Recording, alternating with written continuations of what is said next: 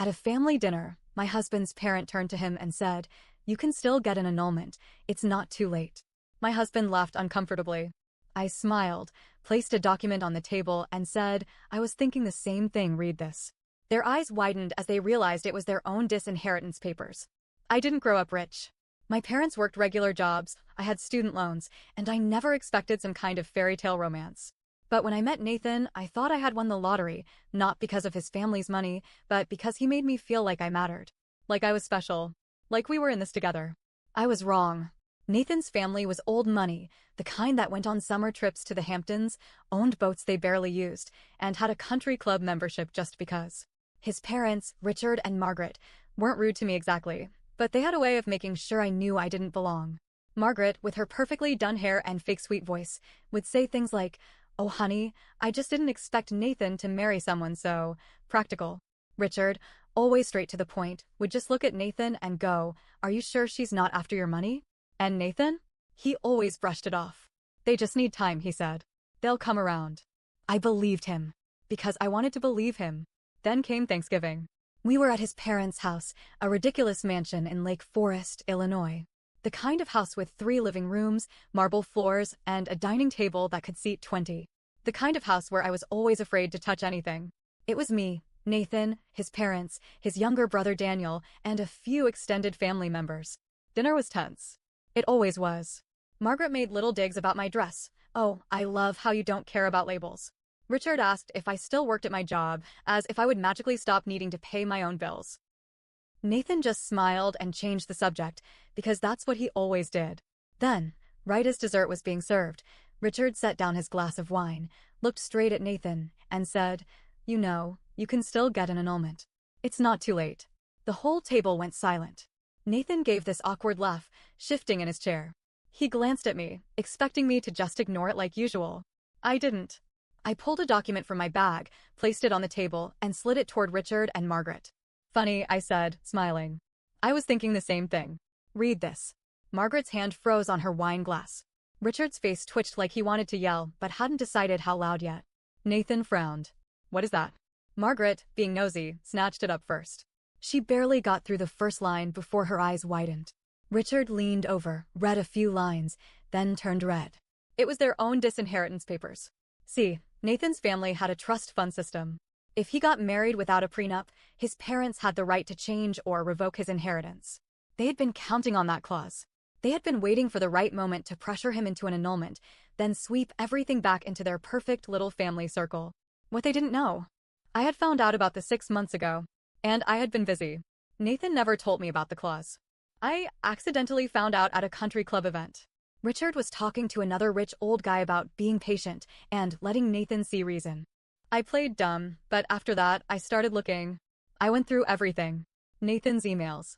His bank statements. His texts. That's when I found the other bank account. The one his parents had been depositing money into every month. They were paying him to stay married for now, while they worked on convincing him to leave me. And Nathan? He had been letting it happen. That's when I realized he was never on my side. He never defended me. He never stood up to them. He just went along with it, hoping they'd either give up or that I'd magically decide to leave. So I stopped playing nice. I hired a lawyer. I had 2 options: file for divorce and fight it out in court, or be smarter. That's when I learned about postnuptial agreements. A postnup is like a prenup, but signed after marriage. So I had a lawyer draft one up. 50% of all assets acquired during the marriage? Mine. Full ownership of our condo in Chicago? Mine. Legal fees if we divorced? Paid by Nathan. Then I tricked Nathan into signing it. Not by lying, oh no, I just counted on him being lazy. His dad always handled the fine print for him, so when I slid the document across the kitchen counter and said, "Hey, my lawyer just needs this signed for some tax stuff," Nathan barely glanced at it before signing. I made 3 copies. Then, I sent one straight to Richard and Margaret's lawyer with a little note. "You might want to check what your son just agreed to." The phone call I got that night? Margaret was screaming. Richard was furious that Nathan had been so careless. Nathan? Confused. He didn't even realize what he signed until it was too late. And now, as they sat there at that ridiculous Thanksgiving table, staring at their own disinheritance papers, it hit them. I had won. Margaret's voice came out strangled. You can't be serious." "Oh, I'm very serious," I said. Nathan finally grabbed the papers, his face twisting. What the hell is this? You tell me, I said. You're the one who signed it. His hands shook as he read. His eyes darted from the paper to me, then to his parents. Babe, I held up a hand. Don't. Just don't. Because in that moment, as he sat there looking at me like I had betrayed him, I realized something. He never thought I would fight back. He thought I would just take it. Richard stood up, fists clenched. You think you can just take what's ours? I leaned back in my chair, completely calm. I think you should read the last page. He did. And when he got to the final clause, his mouth actually fell open. Nathan owed me alimony. A lot of it. I had taken everything they tried to protect. Margaret made this choked, gasping sound, like she was going to faint. Nathan ran a hand through his hair, eyes darting between me and his father. And me? I just smiled. Because this was just the beginning. Margaret's face was blotchy, her carefully applied makeup cracking under the weight of pure, seething rage. Richard, usually the composed one, was gripping the edge of the table so hard his knuckles had turned white. Nathan? He just looked lost. Like his entire world had crashed around him in the span of 5 minutes. And honestly, it had. Because he never expected me to fight back. He thought I'd be the quiet, agreeable wife, the one who would just roll over while his parents schemed behind my back. Too bad for him, I had other plans. I didn't move from my chair. I wanted to watch them process it all, the way Richard's hands trembled when he realized I had taken everything they tried to protect, the way Margaret looked like she was going to be physically sick. They had tried to play me, and instead, they played themselves. But then, something happened that I didn't expect. Nathan started laughing. A low, bitter, almost hysterical laugh. So that's it? He tossed the papers onto the table and leaned back. You think you've won? I tilted my head. I don't think I won, Nathan. I know I did. His jaw clenched. He looked at his parents, as if expecting them to swoop in and fix this mess. But they couldn't. I had made sure of that. Richard sat down, his voice a forced calm. You're not getting away with this. I smiled. Oh, but I already have. Margaret, still looking dazed, whispered, You ruined him. And I almost laughed. Ruined him? No. He ruined himself. He was the one who let them control him. He was the one who hid things from me. He was the one who took their money, knowing what it meant. I just made sure he faced the consequences. Nathan leaned forward, his hands gripping the table. You think you're so smart, don't you? His voice was tight, angry. What do you even want, huh? Revenge? Is that it? I didn't answer right away. Because honestly, I hadn't even thought of it as revenge. At first, it was just self-preservation. Making sure I didn't walk away with nothing. Making sure they didn't get what they wanted. But now, looking at their faces, the absolute shock and rage, I realized something. Maybe I did want revenge. And maybe I wasn't done yet.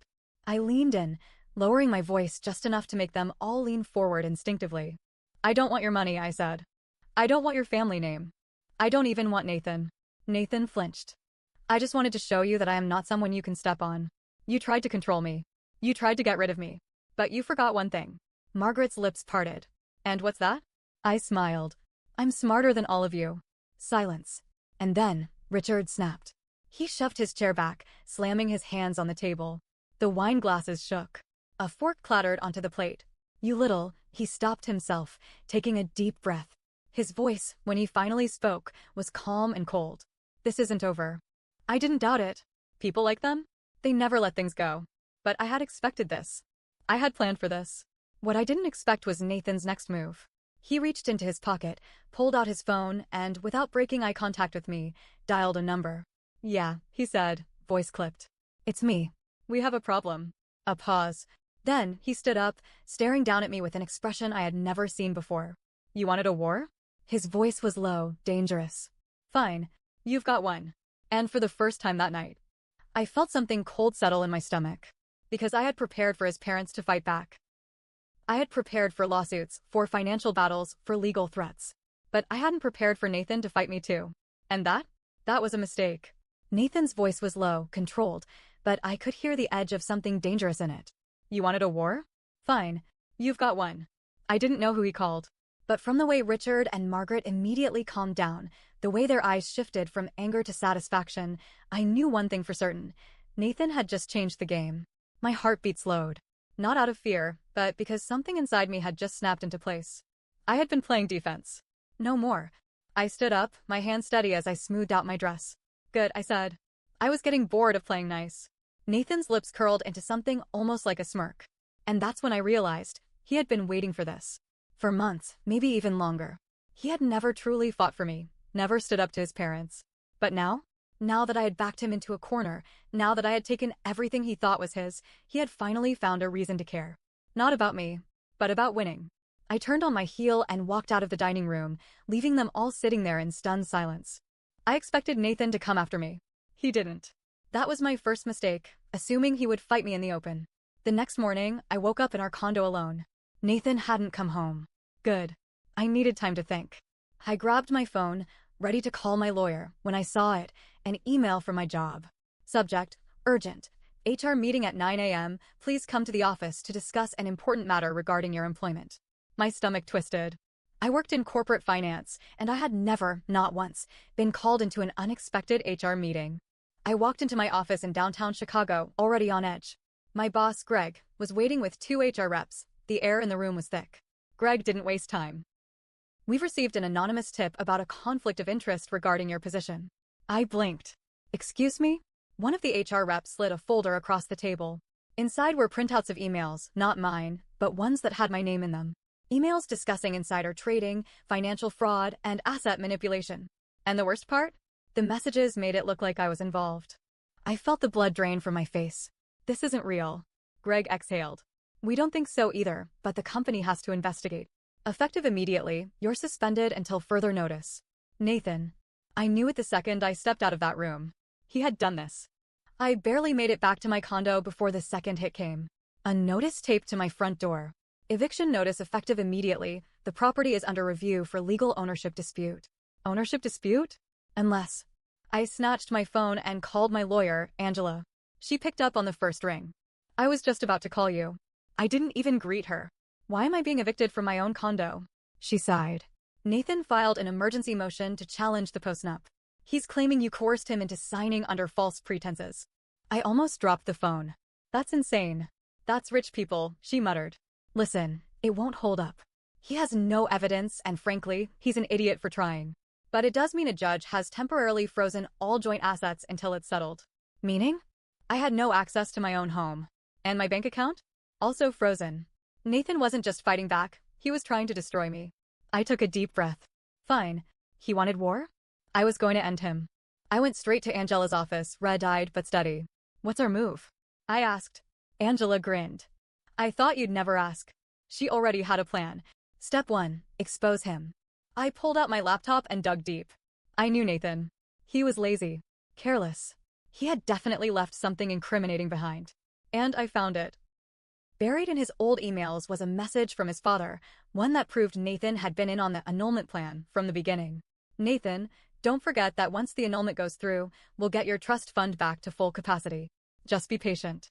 I forwarded it to Angela. Step 2, cut off his backup. I called a friend in real estate, someone who knew all about the shady business dealings of Chicago's elite. And that's when I learned something very interesting. Nathan's family wasn't as rich as they pretended to be. Sure, they had assets. But their cash flow? Strained. Their investments? Not doing well. Meaning? If I dragged this fight out, if I forced them into court battles, frozen assets, and public disputes, it would cost them more than they could afford. And if I made the right phone calls, if I hinted at some questionable transactions, the IRS would start asking questions. Step 3, turn his allies against him. I called Nathan's younger brother, Daniel. Daniel hated their parents. He was the black sheep, the one who never played by their rules. And when I told him everything, he laughed. Then he said, "Tell me how I can help." 2 days later, Nathan showed up at my office. Unannounced. I was sitting in a coffee shop across from my work building, using a burner laptop since my work email was still locked. I looked up and saw him standing there, his face tight with frustration. "We need to talk," he said. I leaned back, taking a slow sip of my coffee. "I don't think we do." He sat down anyway, hands clasped together. "Drop this," he said. I smiled. "No, you don't want to fight me." "Oh, Nathan," I sighed. "I live for this." His jaw clenched. "You think you're so untouchable?" I raised an eyebrow. "I know I am." He leaned in, voice low. "You don't know what I can do." I smiled wider. "Neither do you." Because while we were sitting there, while he was threatening me, Angela was filing a lawsuit against him and his parents. And Daniel? Daniel was leaking their family's financial issues to the press. Nathan had no idea that the walls were already closing in. And by the time he realized it, it would be too late. Nathan thought he could bury me. He thought money, connections, and playing dirty would be enough. But what he never realized, what his parents never realized, was that I wasn't just fighting to win. I was fighting to end them. And that moment, sitting across from Nathan at that coffee shop, staring into the eyes of a man who had once promised to love me but was now actively trying to ruin me, that's when I knew. This needed to end publicly. Angela had been working overtime. The lawsuit was in motion. Fraud, financial manipulation, coercion. Daniel had leaked his parents' failing investments to the press. And me? I was about to blow it all up. Nathan's family had a charity gala coming up. One of those ridiculous high society events where people in tuxedos donated money to causes they didn't actually care about. And I made sure I was invited. How? Well, let's just say Margaret's personal assistant hated her. A few well-placed words, a donation in my name, and suddenly, I had a seat at their most important event of the year. The same event where Nathan's parents planned to announce a massive business deal. The same event that would be crawling with reporters. I walked into that ballroom like I belonged there. Silk gown, heels that clicked against marble floors, a glass of champagne in hand. Nathan was across the room, talking to his father and a few investors. Margaret was near the stage, all fake smiles and careful posturing. They had no idea I was there. Until I walked right up to the microphone. A reporter, recognizing me from the leaked lawsuit, turned his camera just in time. I tapped the mic. The sound echoed through the ballroom. Every head turned. Nathan, mid-sip of his drink, froze. Margaret blanched. Richard took a slow step forward, face darkening. What the hell are you doing here? I smiled. Since this is a charity event, I figured I'd donate something. A pause. Then, I pulled out my phone. Let's talk about fraud, I said. Someone gasped. Richard went rigid. I clicked a button on my screen, and every massive screen in the ballroom lit up, showing the email exchange between Nathan and his father. The one where they openly discussed their plan to coerce him into an annulment, hide financial assets, and pay him off. The room exploded. Journalists scrambled for their cameras. Gasps, whispers, people turning toward Nathan's family in shock. Margaret staggered back like she had been slapped. This is a lie. I held up another email. You mean like this one? Where you literally tell Nathan to be patient while you find a way to revoke his marriage benefits. A photographer snapped a picture of her horrified expression. Nathan lunged forward, his voice a low growl. You insane, I said, holding up a hand. I'm not done. I turned to the investors, to the business elites who had been backing Richard's next big move. You might also want to know that Richard has been using company funds to cover personal losses. Dead silence. Then, chaos. Richard's face drained of color. You bitch. Oh, now you're mad? I asked, tilting my head. I thought you liked playing dirty. Nathan grabbed my wrist, yanking me toward him. His voice was low, desperate now. You have no idea what you've just done. I yanked free. Oh, I know exactly what I've done, I said. And then I walked out. Within hours, it was everywhere. The leaked emails. The financial investigation. The complete and utter collapse of Nathan's family name. Margaret hid from the press. Richard stepped down from his company. Nathan? Nathan called me. At first, angry. Then? Begging. I get it now, he said, voice cracking. I should have chosen you. I let out a small laugh. Yeah, you should have. And then I hung up. Nathan lost everything. His trust fund? Gone. His reputation? Destroyed. His family? In shambles. And me? I sold the condo. Moved to New York. Started over. I wasn't rich, but I was free. And after everything, that was worth more than any trust fund ever could be.